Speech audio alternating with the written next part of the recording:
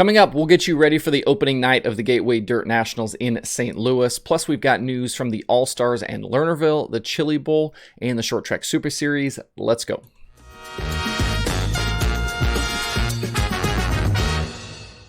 Today is Thursday, December 2nd, 2021. Welcome into Dirt Tracker Daily. I'm Justin Fiedler.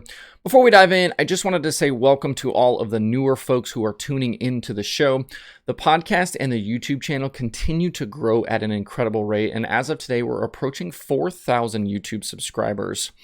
For the month of December, the show's averaged 2,000 plays a day, which is the second best month of the show to date. We've already blown through 500,000 plays for the year between the audio and video versions of the show. If you are new, don't forget to also check out dirttracker.com for a lot more dirt racing content that includes updated news throughout the day, the full analytics section, the daily streaming schedule, and more. You can also follow Dirt Tracker across the spectrum of social media channels, including Twitter, Facebook, Instagram, and TikTok. Now, on to the actual stuff you care about today. After having to cancel the event in 2020 because of the pandemic, the Gateway Dirt Nationals are back tonight, starting at the Dome in St. Louis. The brainchild of promoter Cody Summer, the indoor dirt racing event first took place in 2016, and this year features a full slate of dirt late models, modifieds, and midgets over the next 3 nights. Competitors have been split into 2 groups, with Thursday and Friday being prelim action for each group before Saturday's main events. Each prelim night will include a full slate of hot lap qualifying, heat races, and features. The top 8 in each division after the first 2 nights will be locked into Saturday's main events. The prelim features are worth $3,000 for the midgets and modifieds each, and $5,000 for the late models. Saturday's features will pay $10,000 to the winner of the midget and modified races, and $30,000 to the late model winner. The past late model winners of the event include Scott Bloomquist, Bobby Pierce twice, and Tyler Carpenter.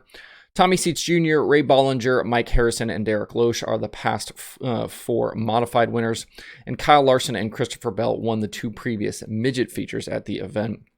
All 3 late model past winners will be in attendance this weekend looking to repeat, while only Ray Bollinger and Mike Harrison are expected to try and win again in the modified ranks. Neither Bell or Larson is expected in the midget field, so we'll have a new event winner with those guys. As for the track and the facility, the Dome at America Center used to be the home of the St. Louis Rams, NFL team, before they moved to Los Angeles. Inside the arena, Tri-City Speedway's Kevin Gundaker has built a 1/5 mile racetrack that should be conducive to some really tight quarters racing. Because of the indoor nature of the event, moving cars in and out of the facility is a unique challenge, as is the pit area. The competitors take over the convention center next door as an indoor pit area, but cars can be refueled only outside. You'll see cars out along Cole Street being pushed into the Dome for their racing action. Besides the aforementioned winners, the late model field is really stacked. Includes names like Brandon Shepard, Shannon Babb, Tanner English, Jason Fager, Ryan Unzicker, Jonathan Davenport, Rusty Schlenk, and many others. The modified field is filled with guys like Tyler Nicely, Jeff Lico, Will Krupp, Mike McKinney, and more. It looks like Kyle Hammer and Ricky Thornton Jr. will compete with both the late models and modifieds, while Nick Hoffman is going to be busy running the Bloomquist late model, an RMS midget, and his own elite modified. The event hasn't released an entry list for the midget, so I'm not sure outside of Hoffman who else is confirmed to be racing. I looked around a little bit this morning and couldn't really find anything. Today's action at the Dome gets underway with spectator gates opening at 2 p.m. and on-track action starting at 3 p.m. Those times are central. If you can't be at the Dome and would like to watch from afar, Flow Racing has the live stream.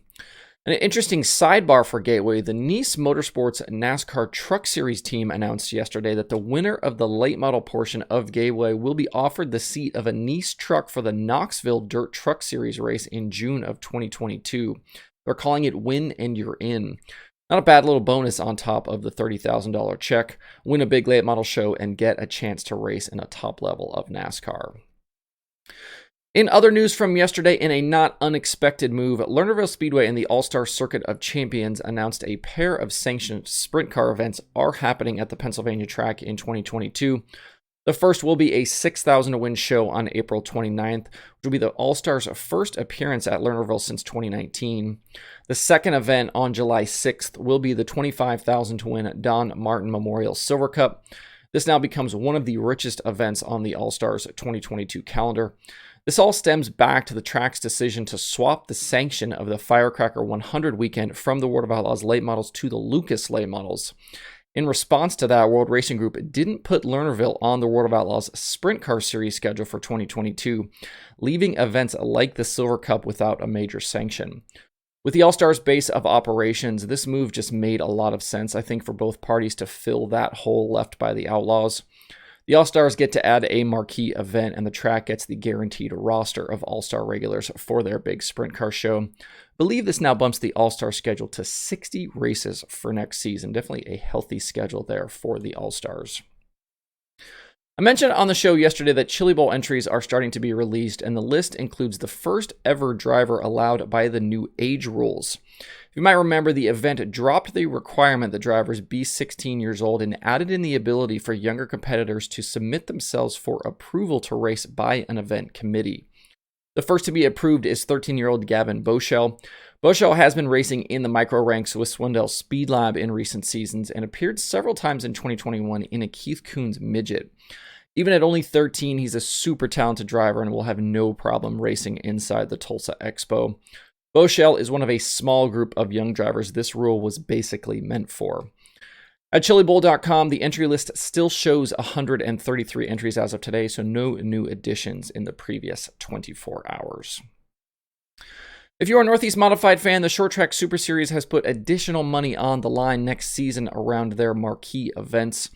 The 6-race Elite Series will tack on a $25,000 championship around the Rebel 50 at Cherokee, the Joseph Memorial at Georgetown, the Hard Clay Open at Orange County, the New Yorker at Utica Rome, the Fonda 200, and the Speed Showcase at Port Royal.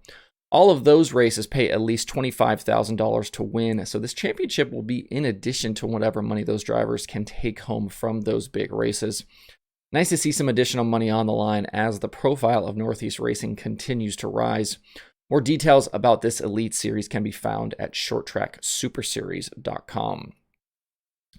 There are 2 shows on the streaming schedule for today, both of those happening over at Flow Racing. They've got Flow 24/7 plus night 1 of the Gateway Dirt Nationals from St. Louis. To see the full daily streaming schedule with links to watch, visit dirttracker.com/watch tonight.